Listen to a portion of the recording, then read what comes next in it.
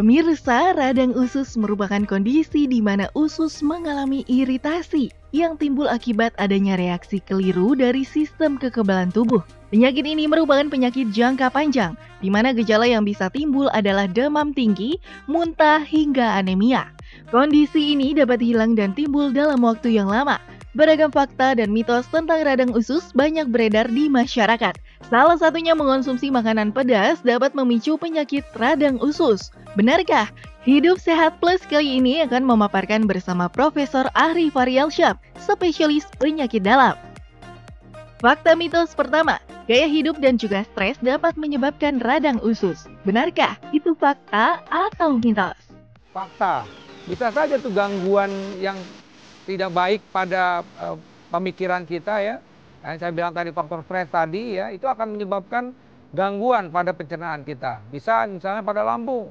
Stres bisa meningkatkan asam lambung. Kemudian juga stres bisa membuat usus kita bekerja menjadi lebih cepat timbul diare. Jadi sekali lagi benar bahwa stres bisa menyebabkan gangguan pada pencernaan kita. Siang-siang makan makanan yang pedas, mata yang terasa mengantuk tentu kembali segar ya. Bagi sebagian orang tak lengkap rasanya makan tanpa tambahan sambal. Sensasi pedas yang didapat dipercaya dapat membuat nafsu makan semakin bertambah. Fakta atau mitos mengonsumsi makanan pedas memicu radang usus? Mitos, buat kita yang tidak punya masalah dengan mah kita, nggak ada masalah makanan yang pedas begitu. Ya, silakan aja makan beras, tapi tentu tidak boleh berlebih-lebihan. Ya, kenapa? Ya kalau kita memang kebetulan sensitif, ketika kita makan pedas yang berlebih-lebihan bisa aja timbul perih di hati atau bahkan mencetuskan terjadinya diare pada pasien tersebut. Mengonsumsi buah dan sayur memiliki banyak manfaat bagi kesehatan, terlebih bagi Anda yang sedang melakukan diet.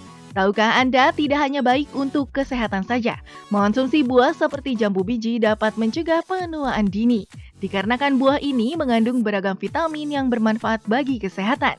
Tapi hati-hati, mengonsumsi buah yang satu ini jangan sampai bijinya ikut Anda konsumsi. Karena sebagian masyarakat percaya kalau biji jambu dapat menyebabkan radang usus. Benarkah? Mitos. Jadi sebenarnya tidak benar itu kalau misalnya kita makan biji jambunya nanti bisa timbul masalah, bisa nyangkut di usus buntu kita akhirnya meradang.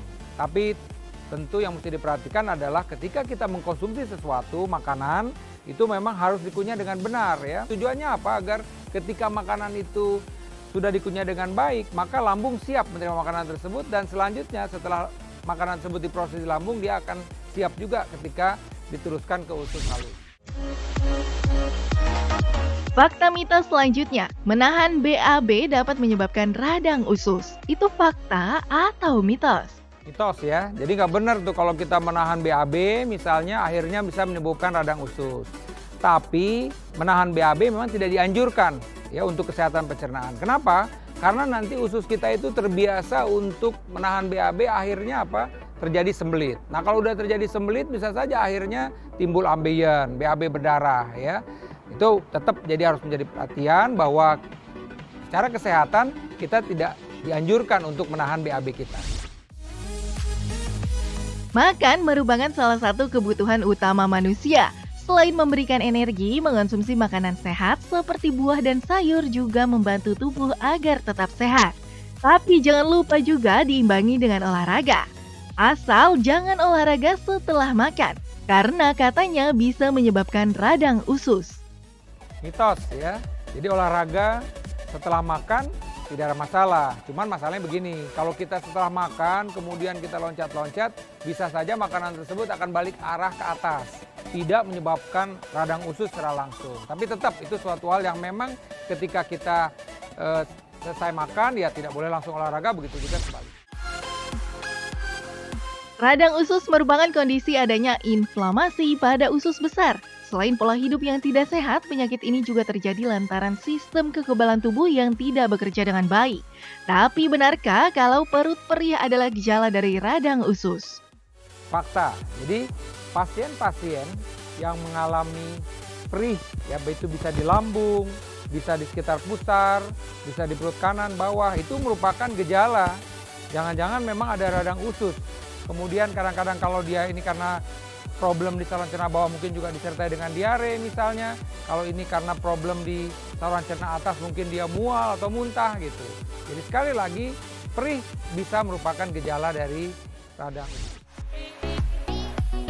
Bagaimana sudah dijelaskan mana yang fakta dan juga mitos dari radang usus? Supaya Anda dapat terhindar dari penyakit radang usus, yuk simak tips dari Profesor Ari, spesialis penyakit dalam berikut ini.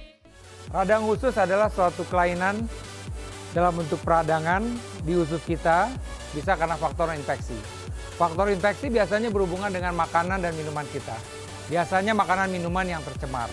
Jadi oleh karena itu kita mesti perhatikan makanan minum kita, karena kalau kebetulan sudah terkontaminasi, dia bisa menyebabkan peradangan pada usus kita. Radang usus bisa dicegah. Saya sebutkan tadi bahwa salah satu penyebab radang usus adalah karena infeksi. Bagaimana kita mencegah infeksi? Makan yang teratur, istirahat yang cukup, kemudian juga kita harus memilih jenis dari makanan yang kita konsumsi. Ya, jangan sampai makanan yang kita konsumsi tersebut sudah terkontaminasi atau sudah kadaluarsa. Selain itu juga hindari makanan-makanan yang terlalu merangsang, yang terlalu asam, terlalu pedas.